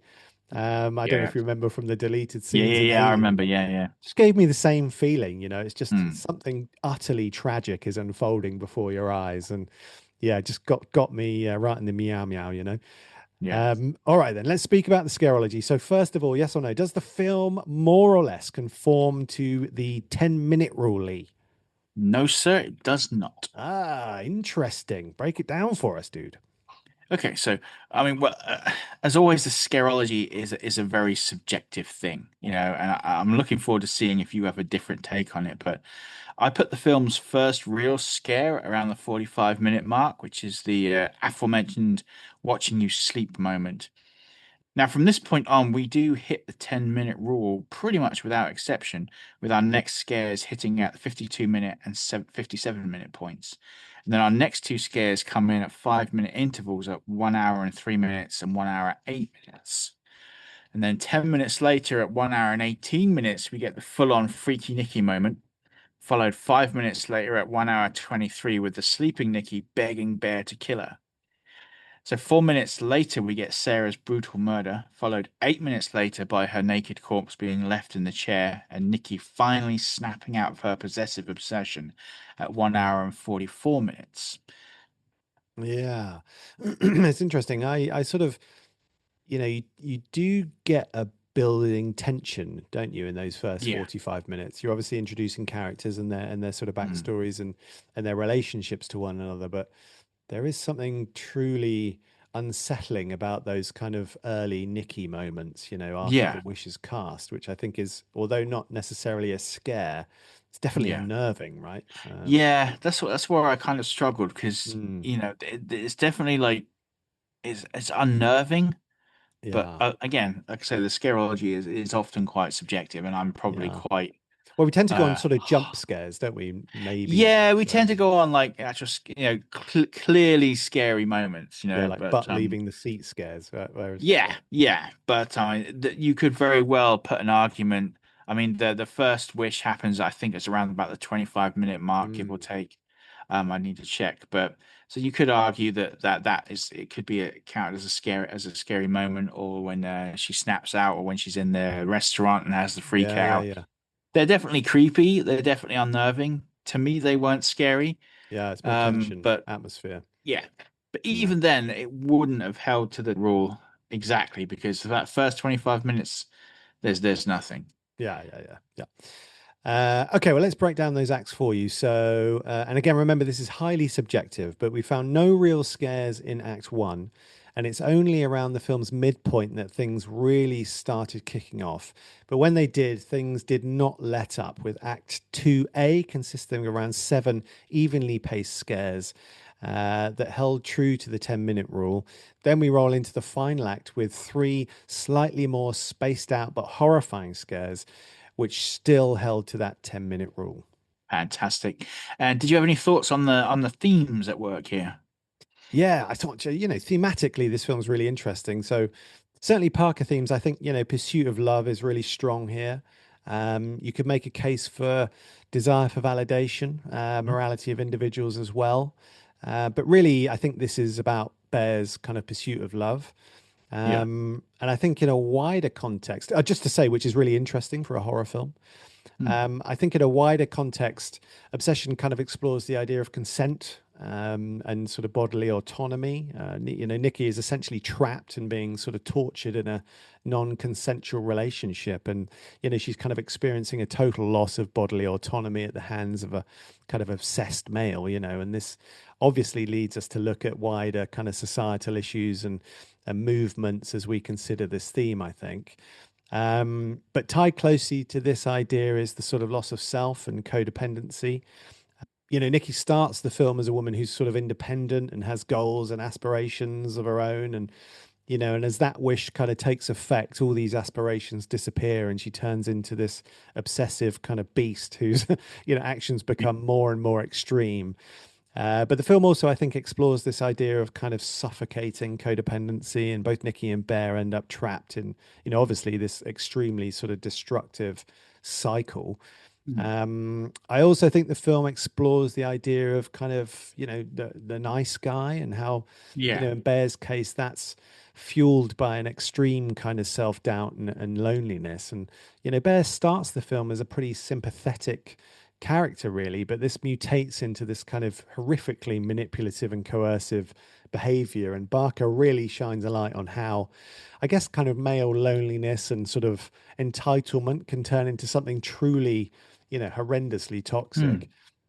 And Bear is essentially sort of, I mean, he's essentially like knowingly raping Nikki in this film, which I Yeah, think is really sort of truly unsettling. yeah, yeah, And lastly, I think, obviously, sort of obsession itself, it's how it can lead to the sort of destruction of relationships, both kind of platonic and romantic. And what I thought was interesting is how the film doesn't, I mentioned this before, but doesn't use the traditional kind of Parker themes we'd expect to see in a horror film. yeah, I know there's obviously the supernatural kind of Willow Wish element going on, but it did make me think this film could really kind of be something more like a tragic kind of romance, a la yeah. Romeo and Juliet. And I think it's interesting that the ending kind of has real echoes of that Mm, story. yeah. In the way the Mhm. two sort of protagonists end up. So I thought it was really cool, though, thematically. What about you, man? Did you have any thoughts? Yeah, yeah. There's a few thoughts. So one thing you just brought up I found quite interesting was like Bear being kind of like the nice guy.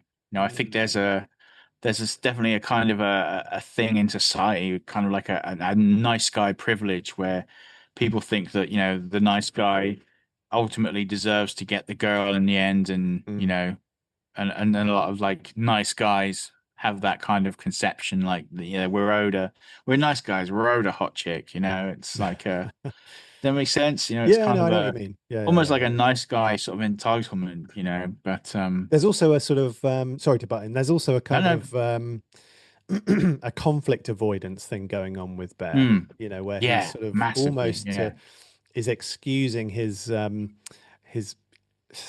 not doing anything about this through yeah, just an avoidance of conflict, and not yeah, confronting things as they come up. But yeah, yeah, yeah, yeah. It's like I said, he just reacts to everything. He's never like very he's not passive. an engaging sort of protagonist. He Mm. doesn't like drive the story forward. He's very much a passive kind of observer. And like when Nikki is freaking out at the party and smashing her face with the bottle, he's just kind of sitting there looking like he wishes the ground could swallow him up. And Ian's like, for fuck's sake, man, do Mm. something. And he's just like, oh God. Yeah, yeah. It's just sat there. But I mean, if we like again, like, if we're going back to our classic Parker themes, then as we said, I pretty much touched on the same ones that hit the same ones that you did. The desire for love is absolutely the driving force behind this one. But again, you could make an argument for the morality of individuals as well. I mean, obviously, Bear is so infatuated with Nikki, that he quickly settles for possessing her rather than being in like um a mutual relationship. It is love versus possession or obsession, as it were. And what makes it even more tragic, I think, what makes Bear interesting, is both he's both the protagonist and the antagonist of the film. Mhm. So he's like the hero. Hero is probably not the word, but he is like yeah, he's kind of like the hero and the villain, the protagonist and the antagonist, the good guy and the bad guy. So he kind of fulfills like that kind of double role in the film. Especially when he sort of becomes aware of the situation and does nothing to rectify it. So I think you could, for the first half of the film, you can kind of look at him almost as like we're rooting for him. He's our protagonist. He's kind of our hero. And then about halfway, you kind of get that switch where he realizes what he's done, but he's happy just to let things keep going because Mm. it's beneficial to him. Yeah, I think It's that's a only great when point. his yeah. It's only when his friends are killed and Nicky has committed murder that he finally decides, yeah, I should probably do something about this. Um, and let's talk for a minute about Sarah. I mean, Sarah, I think, has quite an understated importance to this film's narrative. So I think Nicky represents Bear's ultimate desire. His fantasy, his ideal kind of life. But I think Sarah kind of exists as kind of an alternate path that Bear could have taken if he wasn't so blinded with his obsession with Nikki. I mean, she genuinely likes and cares for him. They have a genuine connection that's built on trust and friendship. And at several points throughout the film, that they share like moments of like genuine kind of intimacy and connection that he doesn't have with Nikki. And Nikki, as I said, she kind of represents this more of an idealized fantasy. In Bear's mind, she's his dream girl, his perfect woman. And this flawed perception kind of forces him to ignore Sarah in favor of Nikki. You could, in fact, argue that from a story perspective, that Nikki is Bear's want, but Sarah is Bear's need. Yeah. And then the film kind of kills Sarah exactly at the point where Bear is teetering on salvation. You know, Sarah and the healthy life with Bear that she represents is just brutally taken away by Nikki, aka Bear's unhealthy obsession, and he is irrevocably kind of damned at that point. Yeah, I think it's really interesting to think about Bear's want and need in this film. And we should probably Yeah. sort of talk about that at some point a little bit more, and just sort of Mm, explore those yeah. concepts and when you're doing character development, and how that sort of manifests in a script. Yeah. Cool, man. Okay, so what, if anything, do you think you learned from the script here, Lee? Okay, I mean, there's a lot of dialogue in here in this script, but that, as I said, that seems to be one of Curry Barker's biggest strengths. You know, the dialogue in this film and the script is really, really good. Anyone wanting to learn or brush up on a very sort of naturalistic style of dialogue should definitely check this one out. And I'm also gonna I'm gonna beat the familiar old drum here and talk very briefly about concept. I've spoken about this to no end, so I won't dwell too long here, but this is just another example of a fantastic concept that does a great deal of the heavy lifting. I mean, Barker reportedly got the idea from this from a Simpsons Halloween special episode, featuring some wish-granting monkey's paw or some kind of MacGuffin. And actually, that brings another great point I should touch on, which is feeding your story engine. So what do I mean when I say that? It means as a writer, you should always be consuming sort of stories, TV, movies, true crime, novels. You never know when inspiration will strike. I mean, if you look at Obsession, one of the most successful films ever. It's made something like 200 times its original budget. And what happened? So Curry Barker maybe sat down one Sunday, caught a rerun of an old Simpsons episode, and now boom, he's one of the hottest properties in Hollywood. You just got to keep that fire burning, keep adding fuel, consume screenplays like they're food, just be like a sponge and absorb everything you can until something great spills out. I also want to touch on something I don't think we've really dwelt on before, and that is character names and the importance and the meaning that you can sort of invest in them. So we'll start with Baron Bailey, aka Bear. So what's the significance here? Well, I mean, there's a few things we can take from this. I mean, bears are often regarded as cute, cuddly, and media, so we have a bit of that. But more significantly, I think this kind of comes from the recent man versus bear debate, which I don't know if you're familiar with. But for those unaware of it, the question was posed to women: what would you rather run into in the middle of the woods, a man or a bear? And I can't help but sort of wonder if Bear's name in the film kind of reflects something of this debate. It certainly kind of plays into the theme of untrustworthy males, nothing else. And then there's Nikki. Nikki, her surname is Freeman. So this one's pretty self-explanatory. A free woman would sound off, but Freeman, that's gold. And Nikki, who spends most of the movie technically enslaved, would be yearning to be free.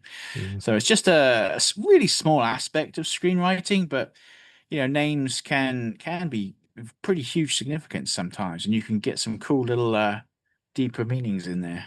Oh, yeah, man. I mean, you know me, Lee. I love a name with deeper significance. So really pleased you kind of mentioned that. I mean, I thought the name Baron also conjures this Mm, idea of lording it over other people, which I thought was yeah, really interesting as well. Yeah, great points, man. I think for me, this script kind of highlighted Barker's masterful use of structure. He yeah, he sort of sets out the world and tone of the film really well early on, introduces and sets up the protagonist really well. The act breaks, I think, were pretty clear, I'd say. yeah, There are strong turning points and moments of reflection as well. yeah, And I think the moments of comic relief are really well positioned, well timed. They feel earned. They don't feel forced at all. The stakes are being raised just at the right times. And there are sort of clear B and C stories, which are interesting and sort of intersect with the main narrative really well, and they sort of highlight themes and raise the stakes or the tragedy really well. And again, none of it sort of feels forced at all in the yeah. film. And I think just having, a deep sort of understanding of structure is what I took away from this.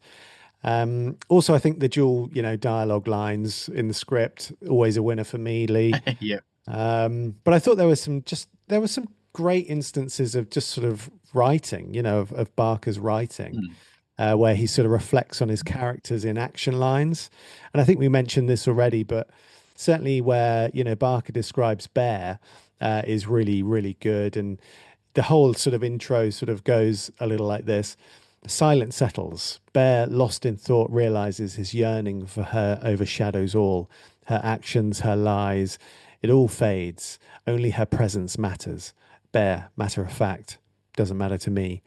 His response reveals a disregard for truth, showing a readiness to ignore darker realities for affection, hinting at a deeply flawed person.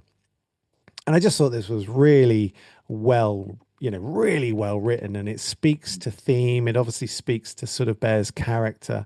And I just thought that, this is a really cool piece of writing, and the script is kind of replete with really good bits of prose.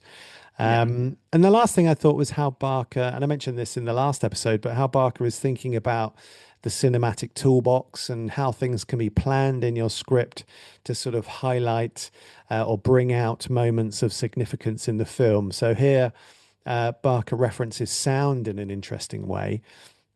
And in the script, it says this: the chaos of the store acts as a soundtrack.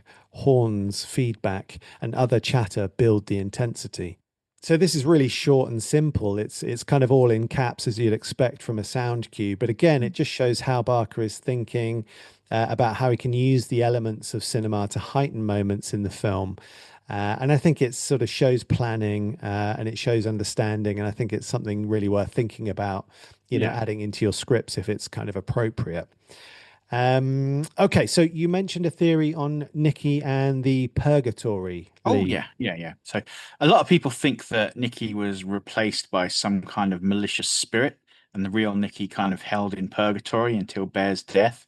And I kind of want to expand on this with a theory that runs somewhat adjacent to this, I think. So you know how in time travel movies, when people travel back in time, and then like I'm going like full Avengers Endgame here. Hmm. And then the timeline kind of splits, and you have the original timeline, and then you have the altered timeline. Hmm. So I was thinking, like, what if the moment Bear kind of made the wish, it made two Nickies, like one unaltered and unable to fulfill the wish, which was then sent to like the purgatory, and the other one sort of now programmed to love Bear more than anything, was free to exist in Nikki's body, but every aspect of her being was coded by that one kind of dogma to love Bear more than anything in the world. Yeah, interesting theory, Lee. Like it. I mean, let us know what you think, horror fans. Tell us what your theories are. Okay, well, I think we're almost done here. Before we wrap up, talk about our next episode. What would you rate the script and the film as here? Okay, so for this one, I'm going to give the script a 7 and the film a 9. The reason being that, as written, I think the script sometimes gets close to dragging its feet with some of the dialogue scenes, whereas on screen, everything just seems to hit that perfect balance. And not to mention the great performances from the cast and everybody involved in the making of the film. I should throw out to Johnston as well because he's great. I've talked about him much, and I think he gets quite overshadowed by Navarrette's performance, but he was really great in this film as well. Yeah, yeah, yeah. I was honestly, dude, I was sort of on the same page. I gave the well, exactly on the same page. I gave the script a 7, pretty much for the same reasons, but I also think the script can sometimes feel a touch on the nose thematically. Yeah. But I gave the film a 9 too because I just thought the way Bear is presented really presents the audience with a conundrum. He's Yeah. clearly later on, he's clearly the antagonist in this tale, and is the sort of titular obsessive. He's Yeah. the sort of the obsession character, if you like, despite Nikki being sort of presented outwardly as the obsessed person.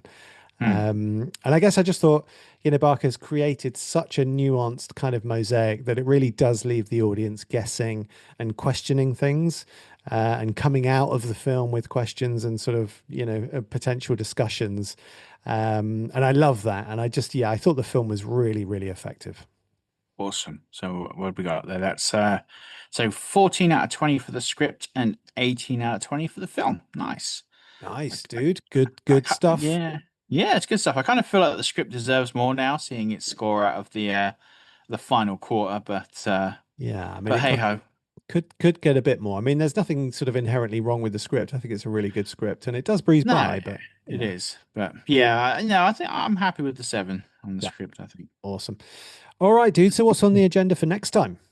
Next time, we're dipping back into the world of TV horror as we take a deep dive into an absolute modern masterpiece and one of the defining works of my youth, the first episode of Buffy the Vampire Slayer. Welcome to the Hellmouth. Nice, dude. I've never watched an episode of Buffy in my life, Lee. Fuck off. Really? Yeah, genuine truth. Not Wow. interested. Wow. So we will. That will be interesting, won't it? Yeah. Oh, Mm. we're probably going to have some clashes on that Yeah, one. well, I don't know about that. I might enjoy it. You never know. Just never my thing. Okay, so if you enjoyed the podcast, please hit like and do follow the show. Totally free to do so. If you're feeling really generous, please leave us a review on your podcatcher of choice because it really does help us. Obviously, check out our socials. We're on Facebook and Blue Sky. We can be reached there. A little bit of Instagram now as well. Some TikTok maybe. We also publish to YouTube, so you can listen to us there. There's no real visuals currently, but plenty of audio goodness. And of course, as always, feel free to drop us a line with any thoughts on our website. That is www.scripttoscreampodcast.com. We always love hearing from you guys. We have much more content there, as I mentioned, script samples, scarology graphs, all sorts of insights. We obviously have our blog up and running now as well, don't we, Lee? We do. Which we post to as much as we can. We're obviously now offering script reading services as well, and we will analyze your scripts and give you tailored feedback on your work. We're also producing and creating pitch decks for projects now. We will collaborate with you to create a stunning pitch deck for your project, which you can take out into the world and get pitching. And it's worth mentioning that we do not rely on generative AI when creating pitch decks. So if that's of interest for you, go to our website, navigate to the script reading page, and you can get all of the information there. But until next time, do take care. I wish our listeners would love our podcast more than any other podcast in the whole fucking world. So And sinister. and keep writing those scares.